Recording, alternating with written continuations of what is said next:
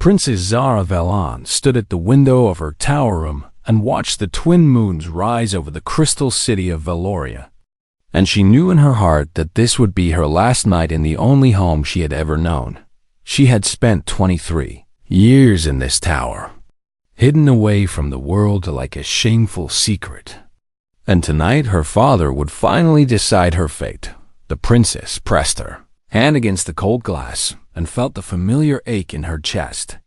The same ache she had carried since childhood, when she first learned why she was different from everyone. Else her blood was silver instead of gold on Valoria. The royal family carried golden blood in their veins, a mark of divine blessing that proved their right to rule over the empire. But Zara had been born wrong, and the ancient prophecies said that silver blood was a curse that would bring destruction to the throne her father, King Tharos, had hidden her existence from the moment of her birth. And he told the empire that his firstborn daughter had died during delivery, and he raised her in secret in the eastern tower where no one could see her. Shamzara grew up watching the world through windows, never touching the grass of the royal gardens, never feeling the warmth of the three suns on her skin, never knowing the simple joy of walking among her own people. Her only companion was an old servant named Mira, who brought her food and books and sometimes sat with her in the evenings to tell her stories about the world outside. But Mira had died 2 years ago, and since then Zara had been completely alone. The door behind her opened with a soft sound, and she turned to see her father standing in the doorway with his golden robes shining in the moonlight. King Tharos was a tall man with silver hair and tired eyes, and he looked at his daughter with an expression she could not read. "Zara," he said, and his voice was heavy with something that might have been regret. "Your sister has made her demand." Zara felt her stomach turn cold because she knew what this meant. Her younger sister Lyra had turned 18 last month, and the law said she could now claim her right to be named heir to the throne. But there was a problem. The people of Valoria whispered about the lost princess, the firstborn who had supposedly died at birth, and some of them believed she was still alive somewhere. And those whispers made Lyra nervous. A dead princess was no threat to anyone, but a living one could become a symbol for rebels and troublemakers who wanted to challenge the throne. What does she want? Zara asked, though she already knew the answer. King Tharos walked slowly into the room and stood beside his daughter at the window. And for a long moment, he said nothing as they both watched the moons climb higher into the purple sky. "She wants you gone," he finally said, "and I cannot refuse her." Zara had expected this, had prepared herself for this moment for years. But the words still hit her like a blow to the chest. "Where will you send me?" she asked. "There is a planet at the edge of the galaxy," her father said. "A primitive world called Earth where the inhabitants know nothing of our empire, and you will be safe there, far from Lyra's reach." Safe, Zara thought bitterly, was just another word for forgotten. She looked at her father and searched his face for some sign of love, some hint that sending her away was breaking his heart. But she saw only the cold calculation of a king protecting his throne. "When?" she asked. "Tonight," he answered. "A pod is waiting in the lower hangar, and it will take you to Earth before the morning suns rise." Zara felt tears building in her eyes, but she refused to let them fall because she would not give her father the satisfaction of seeing her cry. "Did you ever love me?" she asked, and her voice came out as barely a whisper. King Tharos was silent for a long moment, and then he reached out and touched her cheek with his cold fingers. "Love is a luxury that kings cannot afford," he said, "and I have always done what was necessary for the empire." He turned and walked toward the door, and Zara watched him go with a hollow feeling spreading through her chest. "Father," she called out, and he stopped but did not turn around. "Yes?"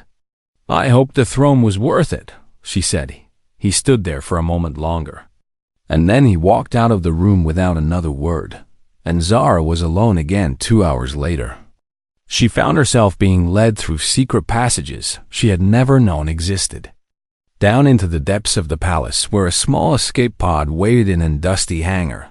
The guards who escorted her did not speak, did not even look at her, and she realized they had been told she was a prisoner being sent into exile. The pod was old and damaged, with scratches on its hull and a crack running across one of its windows. And Zara understood that her father had not wasted good equipment on his cursed daughter. She climbed inside and strapped herself into the pilot's seat. And a guard entered the coordinates into the navigation system before stepping back and sealing the door through the cracked window. She watched the hangar doors slowly open to reveal the night sky beyond, and she felt the engines rumble to life beneath her. This is really happening, she thought. I am really being thrown away like garbage. The pod launched with a sudden jolt that pressed her back into her seat, and within seconds she was shooting up through the atmosphere of Valoria. Leaving behind everything she had ever known, she watched her home planet grow smaller and smaller in the rear display. Watched the crystal towers of the city fade into tiny points of light. Watched the purple clouds swirl beneath her as she climbed higher and higher into space, and then she was surrounded by darkness and stars. Alone in the vast emptiness of the galaxy with nothing but a damaged pod and a broken heart. The journey to Earth took 3 days. Zara spent most of that time sleeping, because the pod had limited oxygen and the navigation system kept telling her to conserve her energy. She dreamed of her mother, who had died giving birth to her, and she wondered if her mother would have loved her despite her silver blood. She dreamed of Lyra, her sister, who had grown up in the sunlight while Zara rotted in her tower, and she felt a cold anger building in her chest. She dreamed of a life she had never lived, a life where she was normal, where her blood was golden, where her father looked at her with pride instead of shame. When she finally woke on the third day, the pod was shaking violently and alarms were screaming in her ears. The display showed a blue and green planet growing larger in front of her, and she realized with horror that the damaged pod was entering the atmosphere too fast. She grabbed the controls and tried to slow her descent, but the steering system was not responding, and she could only watch as flames erupted around the window and the shaking grew worse and worse. The last thing she saw before the impact was a vast stretch of brown desert rushing up to meet her.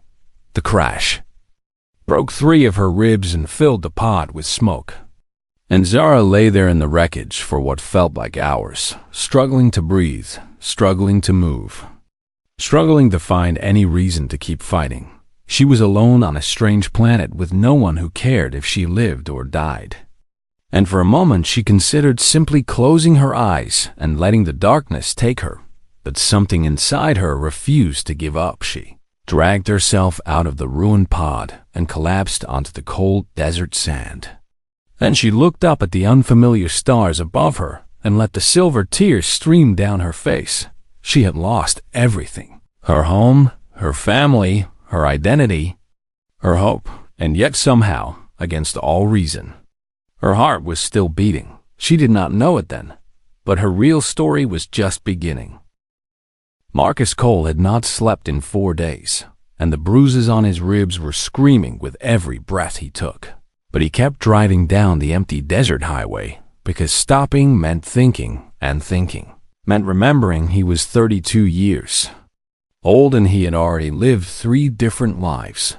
The first life had been simple and happy, growing up on a small farm in Texas with parents who loved him and a little sister who followed him everywhere like a shadow. And he had believed back then that the world was a good place where good things happened to good people. The second life had started when he joined the Marines at 18, eager to serve his country and become the hero he had always dreamed of being. And for 8 years, he had traveled the world and fought in wars that politicians started and soldiers finished. But his second life had ended in a single terrible night in a small village overseas, when an ambush killed every member of his squad and left Marcus as the only survivor. And he still woke up screaming from nightmares about the faces of the men he could not save. His third life was the one he was living now. And it was not really a life at all, but more like a slow death stretched out over years. When he came home from the war, he found that his fiancée had moved on with another man, and his parents did not know how to talk to their broken son. And the military gave him a medal and a handshake and told him to figure out the rest on his own. He drifted for a while, moving from city to city and job to job, never staying anywhere long enough to make connections or build roots. And then one night in a bar outside Las Vegas, a man had challenged him to a fight, and Marcus had discovered that pain was the only thing that made him feel alive anymore. He started fighting in underground rings, illegal matches held in warehouses and basements, where men bet money on other men breaking each other apart. He was good at it, not because he was the strongest or the fastest, but because he simply did not care if he won or lost, lived or died. That kind of emptiness made him dangerous tonight. He had won his fight against a man twice his size, and his knuckles were raw and bleeding, and his body was one giant ache. But he felt nothing inside except the same hollow darkness that had lived in his chest since that night in the village. He was driving home to his small house in the desert, a rundown place with no neighbors for miles, when he saw the fireball streak across the sky. At first, he thought it was a shooting star, but then he realized it was falling too fast and too bright and too close, and he watched it crash into the desert about a mile off the road with an explosion that shook the ground. Marcus stopped his truck and sat there for a long moment, staring at the smoke rising against the stars. Every instinct in his body told him to keep driving, to mind his own business, to not get involved in whatever strange thing had just happened. But there was another voice in his head, a quieter voice that reminded him of the man he used to be, the man who believed in helping others and doing the right thing. Turned the truck off the road and drove toward the smoke. The crash site was a mess of burning metal and scattered debris, and Marcus approached carefully with a flashlight in one hand, not sure what he was expecting to find. Maybe a satellite or a piece of space junk or some kind of military equipment that had fallen from the sky. What he found was a woman. She was lying in the sand about 20 feet from the wreckage, and even in the dim light of his flashlight, Marcus could see that she was not human. Her skin was violet, a soft purple color like the desert sky at twilight, and her hair was silver and seemed to glow faintly in the darkness. She was wearing some kind of torn uniform that looked like nothing he had ever seen, and there was blood on her clothes, silver blood that caught the light and shimmered like mercury. She looked up at him with eyes that were large and golden and filled with more pain than he had ever seen in another living being. She said something in a language he could not understand, words that sounded like music and wind and breaking glass all at once. Marcus did not know what she was or where she had come from, but he recognized the look in her eyes because he saw it in his own mirror every single day. It was the look of someone who had lost everything and was waiting to die. He knelt down beside her, and she flinched away from him, raising one hand weakly as if to defend herself. "Hey," he said softly, the way he used to talk to scared animals on his family's farm. "I am not going to hurt you." She did not understand his words, but something in his tone must have reached her, because she stopped trying to pull away and just looked at him with those wounded golden eyes. Marcus could see that she was badly hurt. Her breathing was shallow, and there was a bad gash on her forehead, and he knew she would die if he left her here in the desert. He should call someone, he thought, the police or the military or whoever dealt with things like this. But then he imagined what would happen to her, this strange, beautiful creature who had fallen from the sky, and he knew that the people who came would not help her but study her, lock her up, treat her like a thing instead of a person. He had seen what governments did to things they did not understand. "Can you walk?" he asked. Even though he knew she could not understand him, he pointed at his truck and then at her, and he made a walking motion with his fingers. And somehow she seemed to get the message, shook her head, Weakly Marcus took a deep breath, and then he bent down and lifted her in his arms. And she was lighter than he expected, almost weightless, and she made a small sound of pain that cut through his chest like a knife. Carried her to his truck and laid her gently in the back seat, and she looked up at him with confusion and fear. And something that might have been the very first spark of hope. "You are going to be okay," he said, not knowing if it was true but needing to say it anyway. "I am going to help you." He drove through the night with the strange woman sleeping fitfully in his back seat, and he did not know where he was going or what he was going to do. When he got there, all he knew was that for the first time in years, he had a purpose. He had someone who needed him, and that was enough to keep him moving forward. When they reached his house, the sun was just starting to rise over the desert, painting the sky in shades of orange and pink. Marcus carried the woman inside and laid her on his bed. And he stood there looking down at her and wondering what the hell he had gotten himself into. She looked so small and fragile lying there. This creature from another world who had crashed into his life like a meteor. Her silver blood had soaked through the blankets and her breathing was getting worse. And Marcus realized that he needed to do something fast or she was going to die. He had basic medical training from his time in the Marines, but he had no idea if human medicine would work on an alien body. Cleaned her wounds as best he could and wrapped her ribs and gave her water to drink. And she woke up just long enough to look at him with those golden eyes before slipping back into unconsciousness. For 3 days, Marcus barely slept. He sat beside her bed and watched her breathe, and he changed her bandages and tried to get her to drink. And he talked to her even though she could not understand, telling her stories about his life and his family and the world she had landed on. He did not know why he was doing this. He did not know this woman, did not owe her anything, had every reason to walk away and pretend he had never seen that fireball fall from the sky. But there was something in her face that called to him, something broken and beautiful that reminded him of himself, and for the first time in a very long time, Marcus Cole felt like he was exactly where he was supposed to be. On the 4th day, Zara opened her eyes and saw a ceiling made of wood and stone instead of crystal. And for a moment she thought she had died and woken up in some strange afterlife.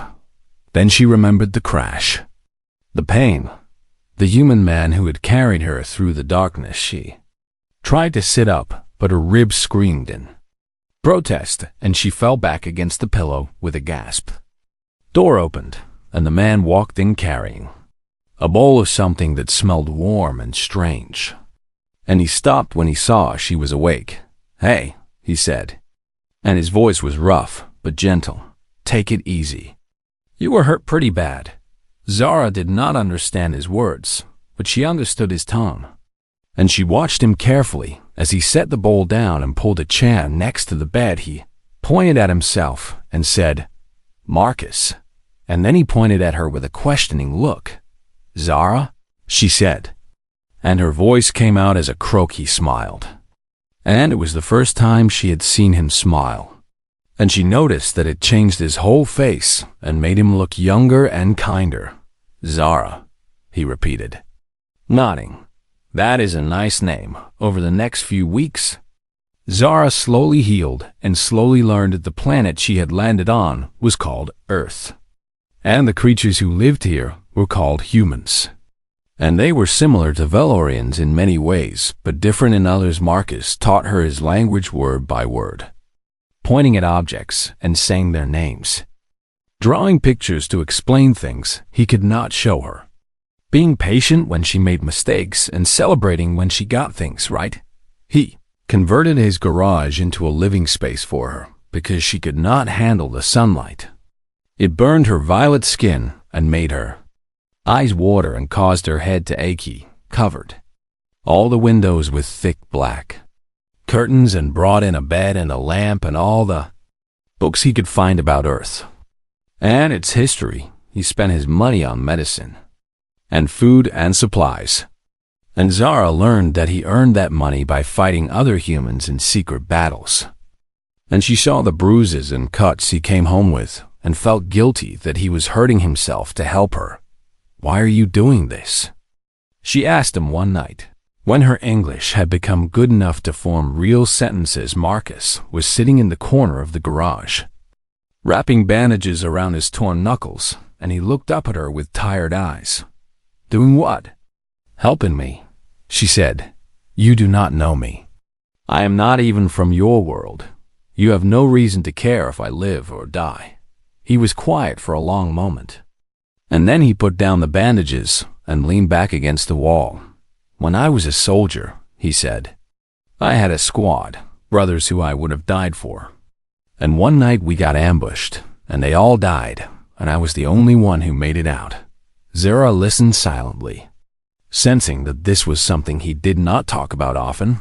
"I spent years after that trying to figure out why I survived when they did not," he continued, "and I never found an answer. I just found a lot of pain and a lot of emptiness." He looked at her with those sad brown eyes. "When I saw you lying in that desert, I thought maybe this was the reason. Maybe I survived so that I could be there when someone else needed help." Zara felt something shift inside her chest. "Something warm and unfamiliar on my world," she said. "Kindness always comes with a price. People help each other because they want something in return. Power or money or favor." "What about family?" Marcus asked. "Do they not help each other for free?" Zara thought about her father who had thrown her away, about her sister who had wanted her dead, about the years she had spent alone in a tower waiting for someone to care. "I do not know," she said honestly. "I have never really had a family." Marcus nodded slowly, as if he understood something she had not said out loud. "Neither have I," he said. "Not for a long time anyway." They sat in comfortable silence for a while. Two broken people from different worlds who had somehow found each other in the darkness as the weeks turned into months. Zara and Marcus developed a rhythm, a routine that felt almost like a normal life during the nights. When the dangerous sun was gone, they would sit outside and look at the stars.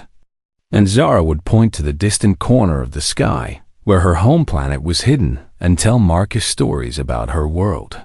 She told him about the crystal cities and the three suns, about the golden blood and the ancient prophecies, about her mother who had died giving her life and her father who had never forgiven her for being born wrong. She told him about the years in the tower, about the loneliness and the books and the old servant Myra who had been her only friend. She told him everything, and he listened without judgment, without pity, just with quiet understanding. And slowly, hesitantly, Marcus began to tell her his own stories. He told her about the farm in Texas and his little sister Sarah, who had wanted to be a veterinarian, about his parents who had worked hard every day and taught him that a man was measured by how he treated others.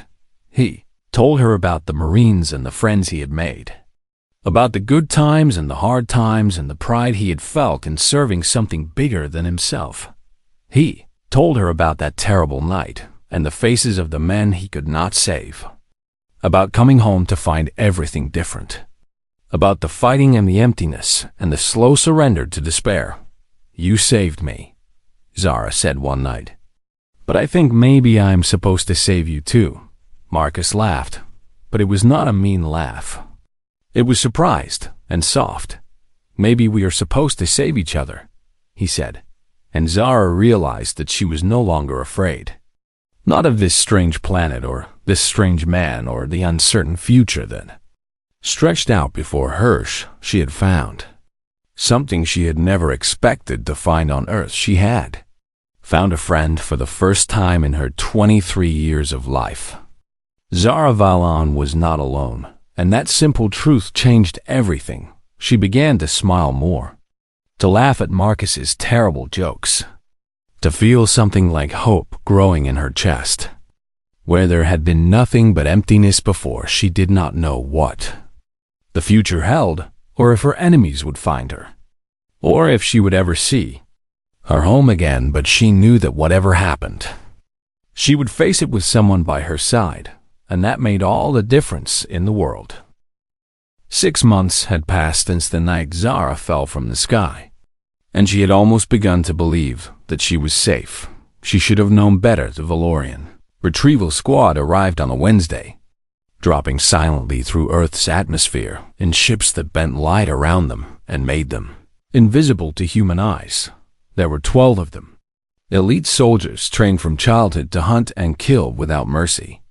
And they had been sent with one simple order from the new Queen Lyra: find the cursed princess and make sure she never returns. They tracked Zara's biosignature across the desert, following the unique energy pattern of her silver blood like wolves, following the scent of wounded prey. Marcus and Zara were sitting in the garage, laughing about something silly, when the first blast tore through the wall. It happened so fast that Zara barely had time to scream before Marcus was pulling her to the ground, covering her body with his own as pieces of the ceiling rained down around them. What the hell was that? Marcus shouted. Zara knew exactly what it was. She had seen Valorian weapons before, and her heart turned to ice in her chest. They found me, she whispered. My sister sent soldiers to kill me. Marcus looked at her for a half second, and she expected to see fear or anger or blame in his eyes. But instead she saw only fierce determination. Back door, he said. Now. He grabbed her hand and pulled her through the chaos, dodging falling debris and ducking beneath another energy blast that exploded the kitchen into flames. They burst out the back door into the cold night air, and Marcus led her toward the desert hills, running faster than she thought possible for a human. Behind them, the house was burning, and she could see dark figures moving through the smoke. Soldiers in reflective armor that glinted in the firelight. There! One of them shouted in Valorian. She is running north. The soldiers gave chase, and Zara felt the familiar terror of being hunted rising up inside her. She had spent her whole life being treated like a monster, a curse, something to be hidden away and eventually destroyed. And now her sister had finally sent someone to finish the job. Marcus, she gasped as they ran. You should leave me. This is not your fight. They will kill you too. Shut up and keep running, he said. And his voice left no room for argument. They ran through the night, climbing higher into the rocky hills where Marcus seemed to know every cave and canyon and hidden path. He had explored these lands during his years of isolation, walking for miles under the stars when sleep would not come. And now that knowledge was saving their lives. They hid in a narrow cave as the soldiers searched below, pressing themselves against the cold stone and barely daring to breathe. Zara could hear the soldiers talking to each other, reporting their positions, coordinating their hunt with cold efficiency. She cannot have gone far, one of them said. Her species is weak and her injuries have not fully healed. We will find her by sunrise. Marcus looked at Zara in the darkness, and even though she could barely see his face, she felt his hand squeeze hers in reassurance. They waited until the soldiers had moved past, and then they crept deeper into the hills, putting as much distance as possible between themselves and their hunters. For 3 days, they survived on the edge of death. Marcus led them through a maze of canyons and abandoned mine shafts, finding water in hidden springs and shelter in places the soldiers would never think to look. He barely slept, staying awake to watch for danger while Zara rested, and she saw the exhaustion growing in his eyes with each passing hour. On the second night, huddled in a cold cave while a storm raged outside, Zara finally said what she had been thinking since the attack. You should go, she told him. Find a road, get to a town. Save yourself while you still can. Marcus shook his head without hesitation. No, they do not care about you, she insisted. They only want me. If you leave now, they will not follow you. I said no, he repeated, and there was steel in his voice that she had never heard before. Why? She demanded, frustrated and scared and overwhelmed by guilt. Why are you risking your life for someone you barely know? Marcus was quiet for a long moment, staring out at the rain. I spent years looking for something worth fighting for, he finally said. Years feeling like my life did not matter. Like I should have died with my squad and everything after that was just borrowed time. He turned to look at her, and even in the dim light she could see the intensity in his eyes. Then you crashed into my life. This impossible person from another world who needed help. And for the first time since that night in the village, I felt like I had a purpose. He reached out and touched her face, wiping away the silver tears she had not realized were falling.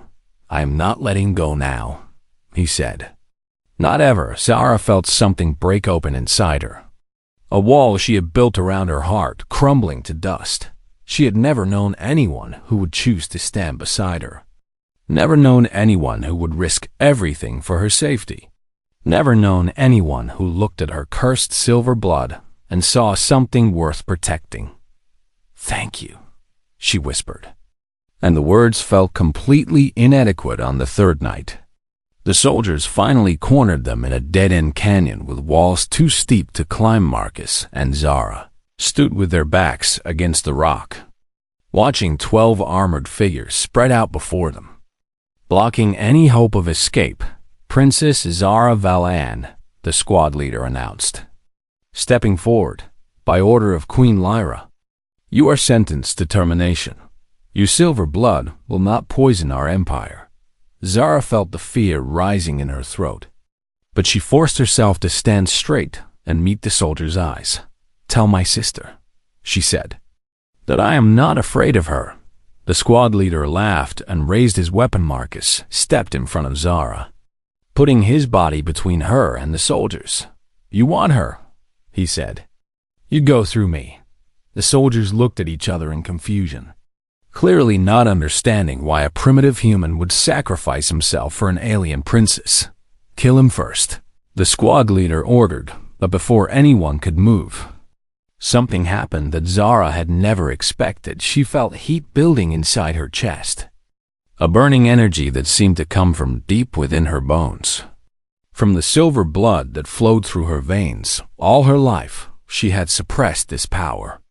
This curse that the prophecies said would bring destruction all her life. She had been told that her silver blood was wrong, dangerous, something to be ashamed of and hidden away. But now, watching Marcus stand alone against 12 armed soldiers, ready to die for her without hesitation, she finally understood the truth. Her blood was not a curse. It was a gift, and it was time to stop hiding. The energy exploded out of her in a wave of silver light, and the canyon lit up like a dying star. And the last thing she heard before the world turned white was Marcus calling her name. When the light faded, Zara was on her knees in the center of the canyon, trembling with exhaustion but very much alive. The 12 Valorian soldiers were gone, not defeated, not unconscious, but completely gone, erased from existence by the power that had exploded from her silver blood. The canyon walls were scorched and smoking, and the air smelled of ozone and something else, something ancient and powerful that Zara could not name. Zara. Marcus was beside her in an instant, his face covered in ash and his arms wrapped around her. And she realized he was bleeding from a dozen small wounds where debris had struck him during the blast. Are you okay? He asked, his voice rough with worry. What the hell was that? Zara looked down at her hands, which were still glowing faintly with silver light, and she felt tears streaming down her face. I do not know, she whispered. I have never done that before. I did not know I could.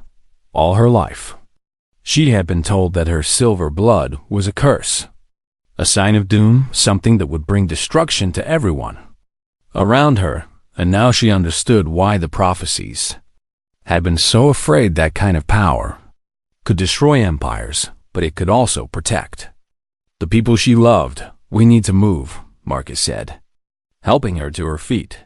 If your sister sent one squad, she might send more. Zara nodded weakly, letting him support her weight as they made their way out of the canyon. Her body felt empty, drained, like she had used up something vital that would take a long time to restore. They walked through the night and into the morning, putting miles between themselves and the scorched battlefield when they finally stopped to rest in a small cave.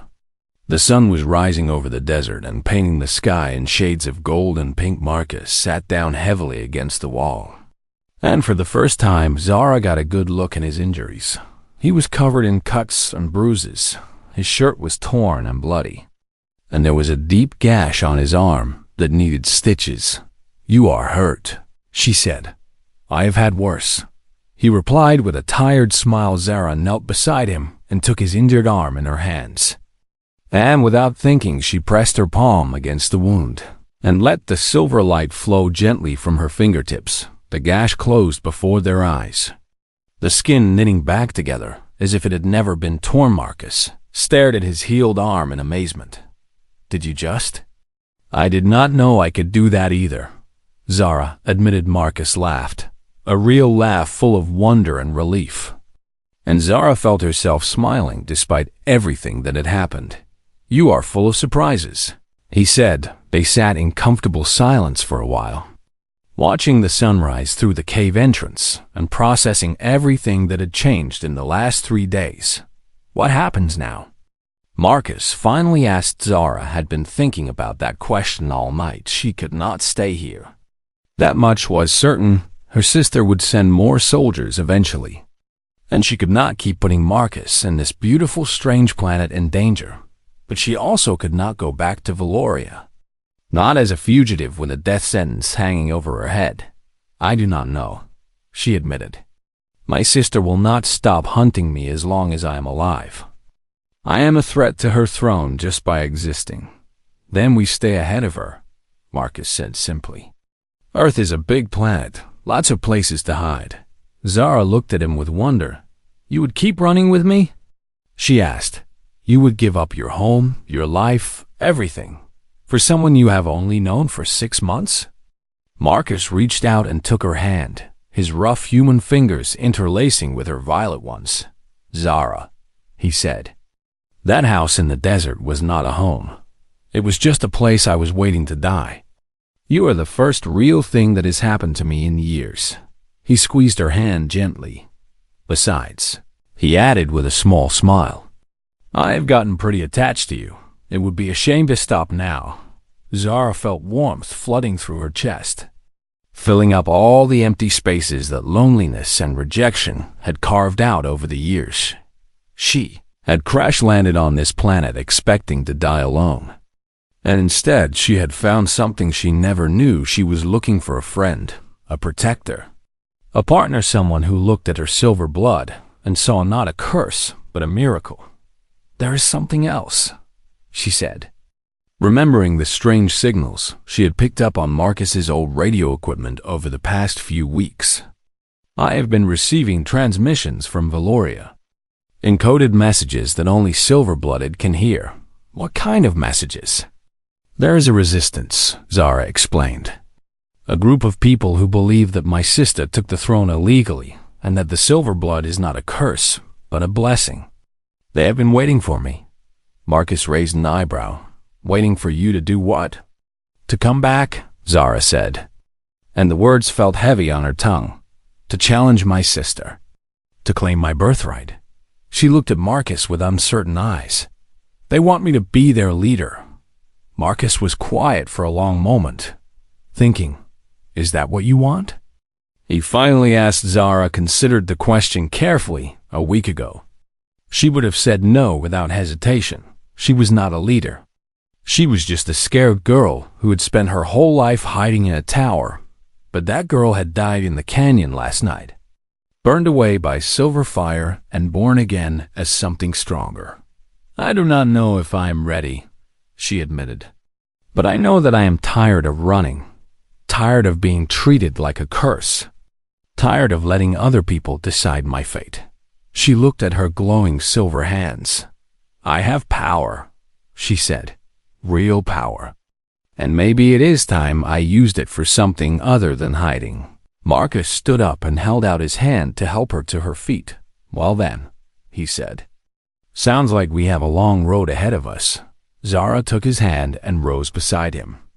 And she felt something shift inside her, a final piece clicking into place. She was no longer a rejected princess. No longer a curse. No longer a victim. She was Zara Velan, wielder of silver fire, and she was going to take back everything that had been stolen from her. But first, she had to learn to control her power, and she had to find the resistance. And she had to prepare for a war that would span galaxies, and she would do none of it alone. They walked out of the cave together, the human fighter and the alien princess, and they looked out at the vast desert stretching before them like an ocean of sand and stone. "Ready?" Marcus asked. Zara smiled, and for the first time in her life, the expression felt natural on her face. "Ready," she said. She did not know what the future held, did not know if she would succeed or fail, live or die, but she knew one thing for certain: she had found hope on this strange blue planet at the edge of the galaxy. She had found it in the kindness of a broken soldier who chose to help instead of walk away. She had found it in the strength she never knew she possessed, and she had found it in the simple truth that she was no longer alone as they walked east toward the rising sun, toward an uncertain future and an impossible dream. Zara Velan felt something growing in her chest. It was hope, and hope, she was learning, was the most powerful weapon of all. This was not the end of her story. It was only the beginning.